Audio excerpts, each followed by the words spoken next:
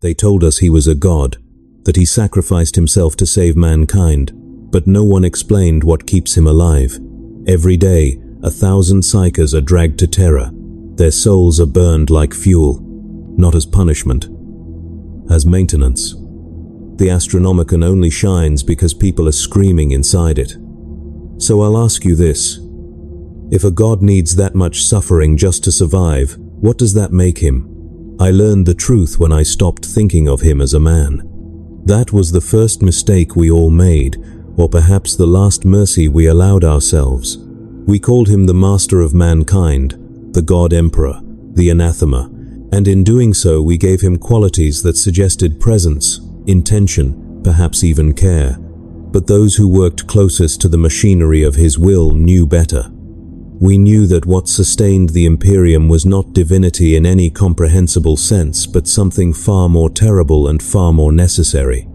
I am Astropath Seneschal Callus Drain, and for 37 years I served within the psychic architecture that keeps our species alive. I maintained relays. I calibrated soul engines. I watched as human beings were rendered into signal, suffering converted to light. And I came to understand that the Emperor is not cruel because he chooses to be. He is cruel because cruelty, at the scale required to save 1 million worlds, becomes indistinguishable from function. This is not a confession, though it may sound like one. This is an accounting. The Basilica Luminis stands on Ophelia VII, a cathedral world where every stone has been consecrated and every breath carries the scent of burning incense. It rises from the planet's northern continent like a tooth of black iron and white marble, visible from orbit, a structure so vast that weather systems form in its upper spires. I was assigned there after my sanctioning, after the black ships had taken me from my birth world and I had survived the soul-binding ritual that left me half-blind and forever marked. The Basilica housed one of the tertiary nodes of the Astronomicon relay network, a fragment of the great psychic beacon that allowed our ships to navigate the warp. Without it, entire sectors would go dark. Without it, worlds would starve. Without it, the Imperium would fracture into 1 billion isolated kingdoms, each one waiting for the Xenos or the Heretic or simple entropy to finish what the Age of Strife began. I arrived during the Feast of the Emperor's Ascension, when the entire world turned its gaze toward Terra, and 10,000 choirs sang in unison. The Basilica's halls were filled with pilgrims, their faces painted with devotional sigils, their voices raised in hymns that spoke of salvation and sacrifice.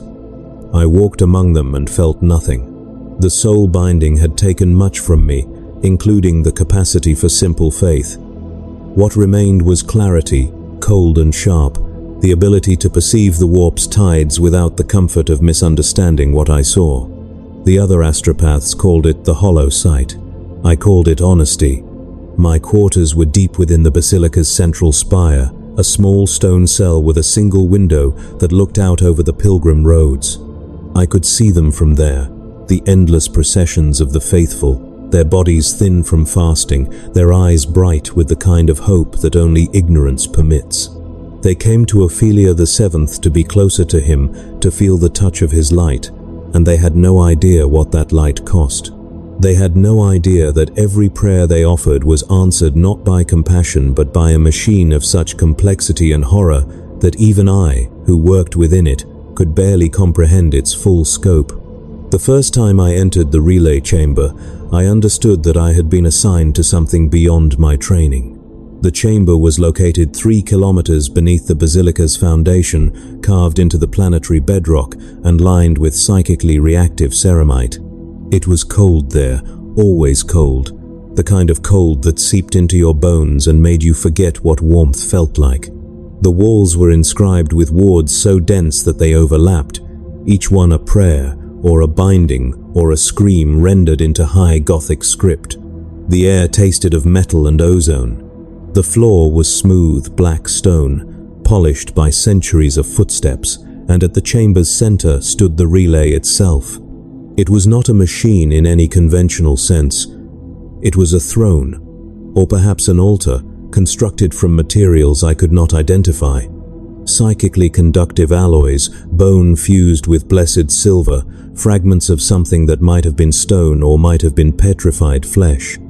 7 cables extended from its base, each one as thick as a man's torso, descending into the floor and vanishing into the conduits that connected this place to the network beyond. The throne was occupied. It was always occupied. The relay could not function without a living conduit, a psyker powerful enough to channel the Astronomican's fragment and disciplined enough to endure the process without succumbing to madness or death. The woman seated there was named Selandria Vec. She had held the position for 11 years, longer than any of her predecessors.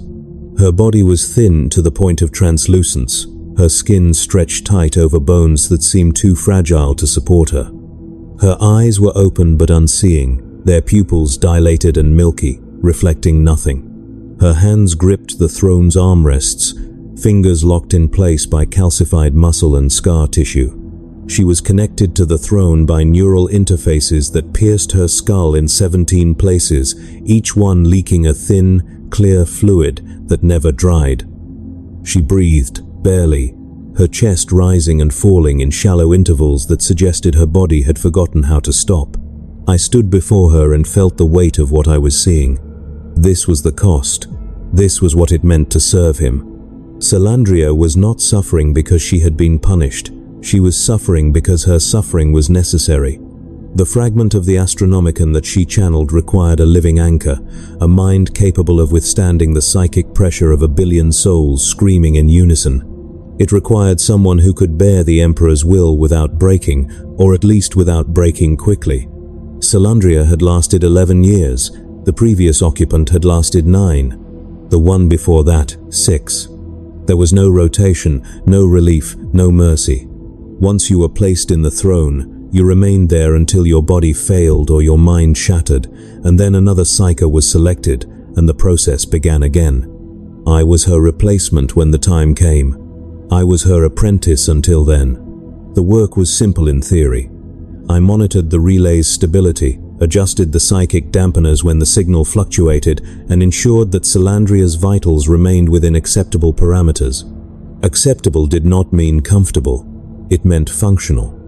Her heart rate was erratic, spiking and plummeting without pattern. Her brain activity showed constant theta wave suppression, indicating a state somewhere between deep meditation and coma. Her body temperature hovered at 34 degrees, low enough to slow cellular decay but not low enough to kill her. She was fed through an IV that delivered a nutrient solution designed to keep her alive without requiring digestion. She was hydrated the same way. Waste was removed through catheters. Her existence had been reduced to pure function, and that function was to burn. I asked my predecessor, an elderly astropath named Jorun Mal, how long Selandria was expected to last.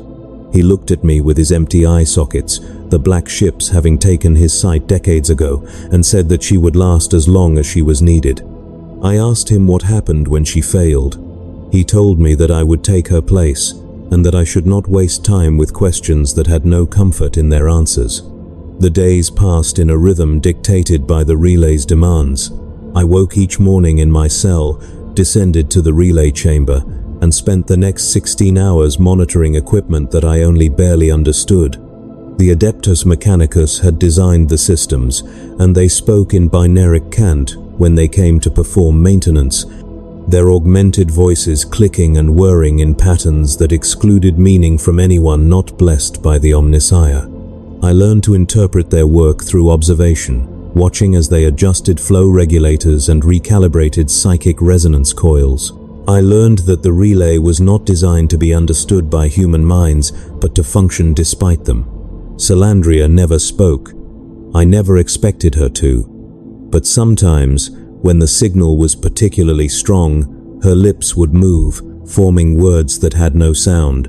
I leaned close once, trying to hear what she was saying, and I felt the temperature drop another degree. Her breath smelled like copper and ash. Her words, when I finally made them out, were not words at all but numbers, coordinates, sector designations, a litany of locations where the Astronomican's light was needed most. She was not speaking to me. She was not speaking to anyone. She was simply channeling, her mind no longer her own, her thoughts replaced by the signal she carried. I realized then that she was already dead in every way that mattered. The relay network extended across the segmentum obscurus, a web of nodes and substations that amplified and redirected the Astronomican's light. Each node required a living conduit, a psyker bound to a throne, their suffering converted into psychic stability. The network was not designed to be efficient, it was designed to be effective. The Emperor's light reached us from Terra, traveling through the warp in ways that defied conventional physics, and at each node it was received, filtered, and retransmitted by minds that burned themselves out in the process. The system was self-sustaining only because the black ships brought new psykers every year, enough to replace those who failed, enough to keep the light burning. I began to understand the scale of it. Thousands of nodes, tens of thousands of psykers, each one a Salandria, each one locked into a throne, each one converted from a living person into a component of a machine that stretched across the galaxy. And behind it all, at the source, on Terra itself, the Emperor sat upon the golden throne, sustained by the daily sacrifice of 1,000 psykers whose souls were fed into his dying body to keep him alive. 1,000 every day, 365,000 every year, for 10,000 years. The numbers were so vast that they lost meaning. But meaning was not required, function was. I stopped sleeping well. The dreams came, as they always do for those who work too close to the warp. I saw Salandria's face, her lips moving in that endless recitation of coordinates. I saw the throne, empty, waiting. I saw myself seated there, my hands locked in place, my mind erased. I woke in the dark and felt the basilica's weight pressing down on me, all that stone and faith and accumulated suffering. And I wondered if anyone else understood what we were doing here. I wondered if anyone cared. The first failure occurred 3 months into my assignment. Salandria's vitals spiked without warning, her heart rate climbing to 200 beats per minute, her neural output surging beyond safe parameters. The relay chamber filled with a high-pitched whine, a sound that existed as much in the mind as in the air, and I felt the warp's presence like a hand pressing against the back of my skull. Joran Mal was there within seconds, his staff tapping against the stone floor, his ruined face turned toward the throne as if he could still see. He told me to activate the dampeners. I did, pulling the lever that flooded the throne with psychic suppressants, wards that forced the warp's presence back and stabilized the signal. Salandria convulsed, her body arching against the restraints, her mouth opening in a scream that had no sound. The cables connecting her to the throne glowed with a sickly green light, pulsing in time with her heartbeat. And I saw something move beneath her skin, something that writhed and pressed against the surface as if trying to escape. Joran Mal stepped forward and placed his hand on her forehead. He spoke a word in a language I did not recognize, a single syllable that made my teeth ache, and the movement stopped.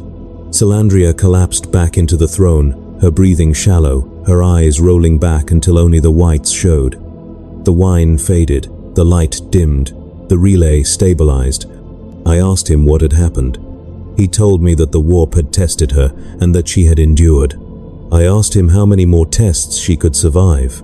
He did not answer. The incident repeated 2 weeks later, and then again a week after that. Each time, the process was the same. Salandria's body would convulse, the warp's presence would surge, and Joran Mal would stabilize her through a combination of psychic discipline and sheer will. Each time, she came back a little less. Her breathing grew more labored. Her skin took on a grayish tint, as if the color were being leached out of her. Her weight dropped until she was little more than a skeleton wrapped in parchment. The medicae servitors that attended her adjusted her nutrient intake, increased her hydration, administered stimulants to keep her heart beating, but nothing reversed the decline. I began to understand that she was not being sustained, she was being prolonged. The distinction mattered. Joran Mal explained it to me one evening as we sat in the Basilica's meditation chapel, a small chamber lined with skulls and lit by a single candle. He told me that the Emperor's will was absolute, and that those who served him did so not out of choice but out of necessity. The Astronomicon was not a gift. It was a burden, and that burden required carriers. Salandria had been chosen because her psychic potential was strong enough to bear the load, and she would continue to bear it until her body failed. When it did, I would take her place, and I would burn just as she had burned, and when I failed, another astropath would be brought in to continue the cycle. I asked him if he had ever questioned it. He laughed, a dry sound like wind through dead leaves, and told me that questioning it was a luxury we could not afford. The Imperium's survival depended on the relay network, and the relay network depended on psychers like us. We were not people, we were infrastructure. Our suffering was not a tragedy, it was a function. I wanted to argue with him. I wanted to say that there had to be another way, that the Emperor, if he truly was a god, would not demand such a price. But I had seen the numbers. I had seen the scale of what we were maintaining. 1 million worlds, trillions of souls, all of them dependent on a light that required constant sacrifice to shine. The mathematics were brutal and undeniable. The Emperor's compassion, if it had ever existed, had been replaced by necessity so vast that compassion became irrelevant. I stopped asking questions after that. The work continued. I monitored Salandria's decline, adjusted the equipment, and waited for the inevitable. I learned to recognize the signs of imminent failure, the tremors that began in her hands and spread through her body, the way her breathing would stop for long seconds before resuming, the flickers of awareness that passed across her face, brief moments where she seemed to remember who she was before the relay consumed her again. I wondered if she was still in there, somewhere, trapped inside a body that no longer belonged to her. I wondered if she knew what was being done in her name. The basilica's population swelled during the Feast of Martyrs, when pilgrims came to honor those who had died in service to the Emperor. They filled the halls and courtyards, their voices raised in hymns of loss and devotion, and I walked among them and felt the weight of their ignorance. They praised the martyrs without understanding what martyrdom meant at this scale. They spoke of sacrifice as if it were noble, as if the martyrs had chosen their fate, as if there were any honor in being reduced to fuel for a machine that cared nothing for the individual and everything for the collective. I saw a child among the pilgrims, a girl no more than 8 years old, her face painted with the Aquila. She held her mother's hand and stared up at the basilica's towering statues with wide, wondering eyes. She asked her mother if the Emperor loved them. Her mother said yes, of course he did. He loved all his children. I wanted to tell her the truth. I wanted to explain that the Emperor's love, if it existed, was so diffuse and impersonal that it could not be felt by any individual. He loved humanity in the abstract, the species as a concept, but he did not love her daughter. He could not. To love one person required the capacity to see them, and the Emperor had not seen individuals for 10,000 years. He saw only the mass, the aggregate, the billion souls, whose collective survival justified any atrocity committed in his name. But I said nothing. The child would learn the truth eventually, or she would die ignorant. Either way, it made no difference. Salandria died on the 263rd day of my assignment. Her heart stopped without warning, the rhythm that had sustained her for 11 years simply ceasing. The monitors flatlined. The relay's signal dropped to 0. Joran Mal was at her side within seconds, his hands moving over the throne's controls, trying to restart her heart, trying to salvage the connection. The Medicae servitors descended on her, their mechadendrites inserting stimulant injections, their optics flashing red as they worked. But her body did not respond. She was gone, the spark that had kept her alive finally extinguished. Joran Mal stepped back and gestured for the servitors to remove her. They detached the neural interfaces, each one pulling free with a wet sound that echoed in the chamber's silence. They lifted her from the throne, her body so light that it seemed almost weightless, and carried her to the corpse chute that would deposit her remains in the basilica's crematorium. She would be burned, her ashes scattered in the pilgrim gardens, her name added to the endless list of those who had served and died. There would be no ceremony. There would be no mourning. She had fulfilled her function, and now she was waste. Joran Mal turned to me and told me to prepare. I had known this moment was coming. I had spent months watching Salandria's decline, understanding that her fate would be mine, but knowing and experiencing are different things, and as I stepped toward the throne, I felt something inside me rebel. Not fear, exactly, something deeper. A recognition that what was about to happen to me was not punishment, but erasure. I would cease to exist as callous drain. I would become a component, a piece of the machine, my thoughts and memories and identity subsumed into the signal I carried.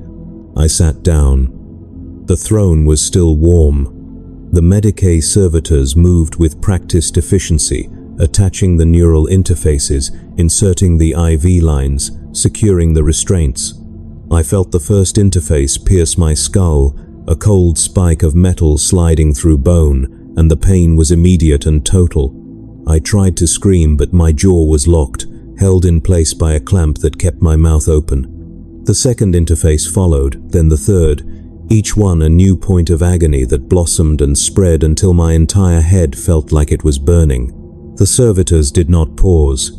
They continued their work, inserting the remaining interfaces, connecting me to the throne systems, binding me to the relay. Joran Mal stood before me and placed his hand on my chest. He spoke the activation phrase, the same word he had used to stabilize Salandria, and I felt the relay come alive. The signal hit me like a physical force. It was not light, though I perceived it as light. It was not sound, though I heard it as a roar. It was the Emperor's will, raw and unfiltered, channeled through the Astronomicon and transmitted across the warp. It was the psychic output of 10,000 years of accumulated suffering, the screams of 1 billion souls converted into a single, unbroken note. It was everything and nothing, infinite and empty, and it filled me until there was no room left for anything else. I tried to hold on to myself. I tried to remember my name, my history, the reasons I had come to this place, but the signal was too strong. It scoured away my thoughts, burned through my memories, reduced me to a conduit. I felt my identity dissolving, piece by piece, as the relay consumed me. I felt the Emperor's presence, vast and cold, a mind so immense that it could not comprehend individuals, only masses. I felt the Imperium spread out before me, 1 million worlds connected by threads of light, each one dependent on the signal I carried. And I understood. The Emperor was not evil. He was not good. He was beyond such distinctions. He was a function, a process, a system designed to preserve humanity at any cost. His continued existence required the daily sacrifice of 1,000 psychers, and that requirement was not cruel, it was mathematical. 1,000 lives to save 1 trillion. 1,000 deaths to prevent extinction. The scale was so vast that morality became irrelevant, compassion became a weakness, mercy became a luxury that the Imperium could not afford. I saw the worlds burning. I saw the sectors collapsing. I saw the Xenos encroaching and the heretics rising and the warp spilling through reality's cracks. I saw the thin line that separated survival from annihilation. And I saw that the Emperor stood upon that line, holding it in place through sheer force of will. He was dying. He had been dying for 10,000 years. But he could not be allowed to die, because his death would mean the death of everything. And so we burned. Salandria had burned. I was burning. 1,000 psychers burned every day on Terra, their souls fed into the Golden Throne to keep him alive. Tens of thousands burned in the relay network, their minds consumed to keep the Astronomicon shining. Millions burned across the Imperium, their lives sacrificed in wars and plagues, and 1 million smaller atrocities. All of them necessary, all of them justified, because the alternative was worse. I tried to scream, but I had no mouth. I tried to rage, but I had no mind. I was the relay now, and the relay had no room for such things. Time lost meaning. I do not know how long I sat in that throne, Days became weeks, became months, became an endless, unbroken present. I channeled the signal, burning myself out one neuron at a time, and I felt no pain because pain required a self to experience it. I was a process. I was infrastructure. I was the Emperor's will made manifest, and his will was absolute. But there were moments, brief flickers, when I surfaced, when the signal's intensity dropped and I could remember, for just a second, that I had once been callous drain. In those moments, I felt the full weight of what had been done to me. I felt the horror of my erasure, the agony of my continued existence, and I understood that this was the price. This was what it meant to serve him. Not glory, not honor, just suffering, prolonged and purposeful, measured out in increments, calibrated to extract the maximum utility from a human life. And I understood that this was true across the entire Imperium. Every soldier who died in the trenches, every worker who collapsed in the manufactorums, every child conscripted by the black ships, every sacrifice made in his name, all of them were components in a machine designed to preserve humanity, and that machine functioned without compassion because compassion would reduce its efficiency. The Emperor was not a man. He had not been a man for 10,000 years. He was a god engine, a psychic infrastructure, a system of suffering so vast and so necessary that questioning it was pointless. You could call it evil. You could call it monstrous. But those words only had meaning if there were an alternative. And there was no alternative. The Imperium survived because of him, and he survived because of us. And the cycle continued because the cycle had to continue. I saw a memory, unbidden, rising from the wreckage of my mind. I saw the child in the pilgrim garden, the one who had asked if the Emperor loved her. I wanted to answer her now. I wanted to tell her that yes, he loved her, but his love was not comfort. His love was the cold arithmetic of survival. He loved her enough to let her live, and he loved humanity enough to sacrifice her if necessary, and there was no contradiction in that, because love, at this scale, was indistinguishable from function. I would have wept if I still had the capacity for tears. The signal intensified. I felt it burn through the last remnants of my identity, and I knew that I was failing. My body was giving out, just as Salandria's had, just as every occupant of this throne had given out before me. The Medicae servitors would notice soon. They would adjust the stimulants, increase the nutrient flow, try to prolong me for another day, another week. But eventually, even that would not be enough, and they would remove me and place another psyker in the throne, and the cycle would continue. I hoped, in some distant part of myself that still remembered hope, that my replacement would understand what I had come to understand, that this was not cruelty, that this was necessity, that the Emperor's evil, if it could be called evil, was the same as a star's heat or a black hole's gravity. It was not chosen, it was inevitable. And we, the billions of souls who burned in his service, were not victims. We were the price. The relay stabilized. My thoughts scattered. I became the signal once more, and the signal was all that mattered.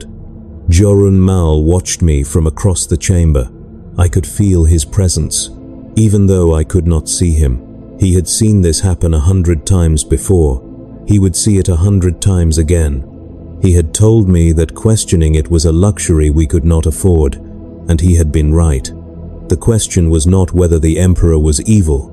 The question was whether we could survive without him, and the answer was no. So we burned. The days continued their procession, though I no longer perceived them as days. I was locked into the rhythm of the relay, my existence reduced to the rise and fall of the signal's intensity. The basilica's population moved above me. Pilgrims and priests and servitors, all of them unaware of the machinery that sustained their world. They prayed to him, and he answered, not with words but with light, the Astronomican's beam piercing the warp and guiding their ships home. They believed that light was a gift. I knew it was a transaction. I began to see the cost in different terms, not as individual suffering but as aggregate expenditure. Salandria had lasted 11 years. If I lasted the same, and if my replacement lasted the same, and if this pattern held across all 10,000 relay nodes, Then the network consumed approximately 1 psyker per node per decade. 10,000 psykers every 10 years, 1,000 per year. Add to that the daily sacrifice on Terra, the 1,000 souls fed to the Golden Throne, and the total expenditure became clear. 400,000 psykers per year, minimum, burned to keep the Imperium's infrastructure functional. Across 10,000 years, that was 4 billion lives.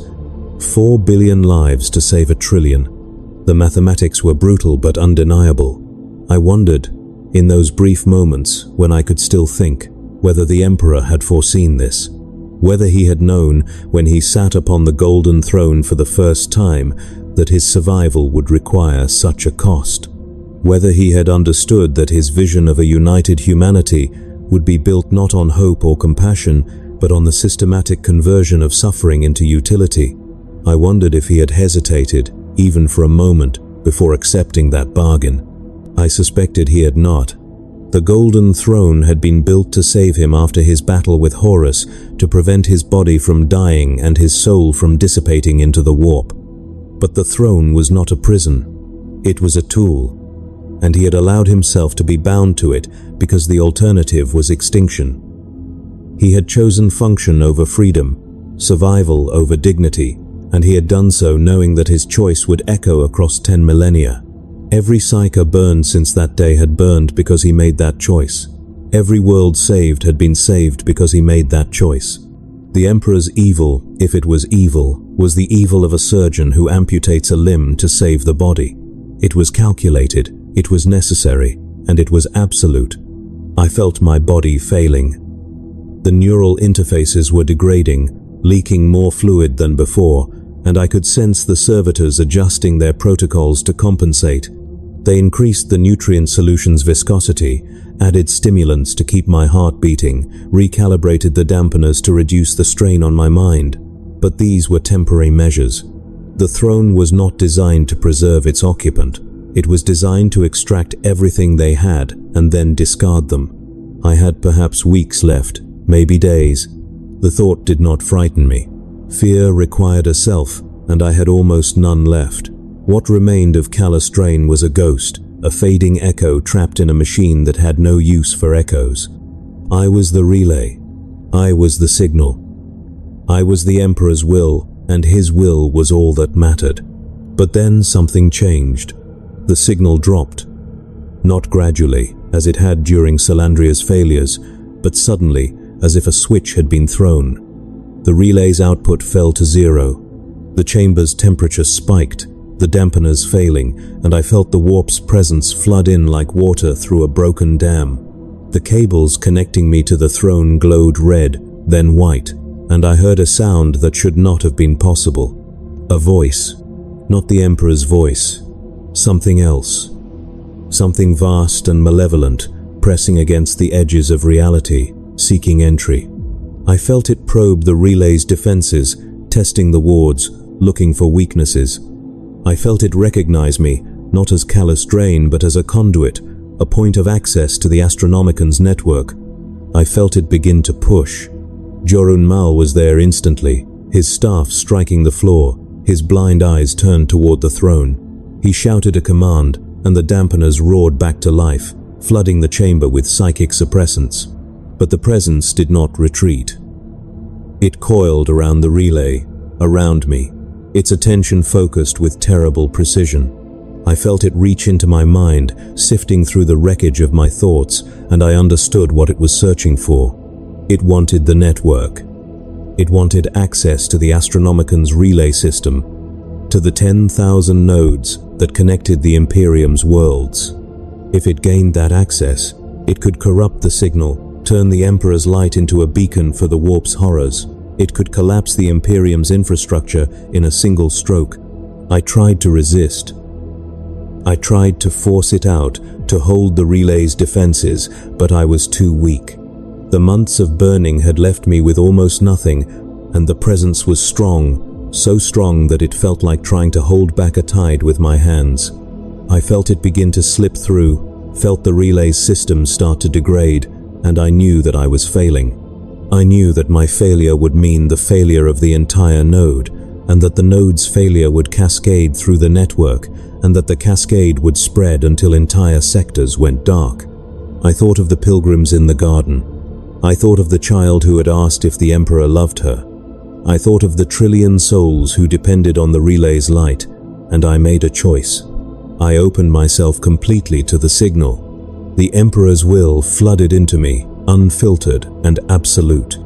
It was not compassion. It was not mercy. It was pure, concentrated function, the psychic equivalent of a weapon forged to cut through the warp's darkness. It burned through the presence, scoured it from the relay, and drove it back into the Imperium. I felt the presence scream, a sound that existed only in the mind, and then it was gone, banished by the sheer weight of the Emperor's attention. But the cost was immediate. My body convulsed, the neural interfaces overloading, and I felt something inside me break. Not my body. Something deeper. The last fragments of my identity, the last pieces of callous Drine, consumed by the signal. I was no longer a person. I was a tool, a weapon, a component in a machine that had just saved 1,000 worlds by destroying one man. The relay stabilized. The signal returned to normal. Joran Mal stepped back, his expression unreadable, and I understood that he had seen this happen before. He had seen Psykers sacrifice themselves to hold the line, and he would see it again. It was not tragedy. It was function. I wanted to tell him that I understood now. I wanted to tell him that the Emperor's evil was not evil at all but necessity, that the suffering we endured was the price of survival, that there was no alternative and no escape. But I had no voice. I had no thoughts. I was the relay, and the relay had no need for words. The servitors resumed their work, adjusting the equipment, stabilizing my vitals. They would keep me alive as long as possible, extracting every last hour of function from my failing body. And when I finally died, they would remove me and place another Psyker in the throne, and the cycle would continue. I thought of the Emperor, seated on the golden throne, sustained by the daily sacrifice of 1,000 souls. I thought of the 10,000 relay nodes, each one consuming Psykers like me, burning them out to keep the Astronomicon shining. I thought of the trillion souls who depended on that light, who lived and died without ever knowing what it cost. And I understood that this was not a system designed by a monster. It was a system designed by someone who understood that survival, at this scale, required sacrifices so vast that they defied comprehension. The Emperor had chosen to become infrastructure, to reduce himself to function, because function was all that mattered. He had given up his humanity to save humanity, and he had demanded the same from us. I thought of the question that had brought me here. Just how evil is the Emperor really? The answer was simple. The Emperor was not evil. He was necessary. And necessity, at the scale of a galactic empire, was indistinguishable from evil. Compassion was a luxury. Mercy was a weakness. Love was a concept too small to span the distance between Terra and the stars. What remained was duty, cold and unyielding, the obligation to survive no matter the cost. I had been angry when I first arrived at the Basilica. I had seen the pilgrims and their ignorant faith, and I had felt contempt for their naivety. But now, as my mind dissolved into the signal, I understood that their ignorance was a mercy. They did not need to know what sustained them. They did not need to see the machinery of suffering that kept their worlds alive. They needed only to believe, and belief was enough. The Emperor's love, if it existed, was the love of a shepherd who culls the flock to save the herd. It was impersonal, it was mathematical, and it was absolute. I felt my heart stutter, the rhythm failing. The servitors moved to stabilize me, but I knew it was too late. My body had given everything it had. The relay's output was dropping, the signal weakening, and soon Joran Mal would call for my replacement. They would remove me from the throne, carry my corpse to the crematorium, and add my name to the list of those who had served. My ashes would be scattered in the pilgrim gardens, where children would play among them, unaware of what they represented. I hoped my replacement would understand. I hoped they would see what I had seen, that the Emperor's cruelty was not malice but function, that the suffering we endured was the price of existence. I hoped they would accept it as I had accepted it, not with joy but with the grim recognition that there was no alternative. The signal faded, my thoughts scattered. I became nothing, a ghost in the machine, and the machine did not mourn me. The Emperor sat upon his throne, 10,000 light years away, sustained by the screams of 1,000 souls. He had sat there for 10,000 years, and he would sit there for 10,000 more, because the alternative was extinction. He did not love me. He did not know my name. But he used me, as he used everyone, and in that use there was a kind of terrible intimacy. I had been part of his will, a fragment of his light, and for a brief moment I had understood the scale of what he carried. The Imperium survived because of him. He survived because of us. And the cycle continued, grinding forward, consuming everything in its path, because the cycle had to continue. There was no other way. I thought of the child one last time, the girl who had asked if the Emperor loved her. I wanted to tell her yes, but I wanted to tell her the truth. He loved her enough to let her live in a galaxy that wanted to devour her. He loved her enough to sacrifice millions so that she could see another dawn. He loved her enough to become a monster, to embrace suffering on a scale that defied comprehension, because love, at that scale, required monstrous choices. And I wanted to tell her that the Emperor's evil was the only thing standing between her and annihilation, that his cruelty was the price of her existence, that the darkness he had become was the light that kept the darkness at bay. But she would never hear me. No one would. I was gone, dissolved into the signal, and the signal was all that remained. The throne was empty now. Jorun Mal stood over it, his blind eyes turned toward the door, waiting for the next psyker to arrive. They would be brought in by servitors, their face pale with fear or resignation, and they would sit where I had sat. They would feel the interfaces pierce their skull, feel the relay come alive, feel their identity dissolve into the Emperor's will. And they would burn, as I had burned, as Salandria had burned, as 1 billion others had burned before us. And the Imperium would survive. That was the answer. That was the truth. The Emperor was not evil because he enjoyed suffering. He was evil because suffering, at the scale required to save 1 million worlds, became a tool. It became infrastructure. It became the only language the universe understood. Compassion could not hold back the warp. Mercy could not defeat the Xenos. Love could not prevent extinction. Only cruelty could. Cruelty applied with precision and without hesitation. Cruelty that calculated the cost of every life and paid it without regret. I had spent my life believing that good and evil were absolutes, that there were lines that should never be crossed. But the Emperor had crossed every line, and in doing so, he had saved us all. His evil was indistinguishable from necessity. His cruelty was indistinguishable from care. And we, the billions who burned in his name, were the proof that he had made the right choice. Because we were still here. The basilica's bells rang, marking the hour, and the pilgrims in the gardens lifted their voices in prayer. They did not know that I had just died.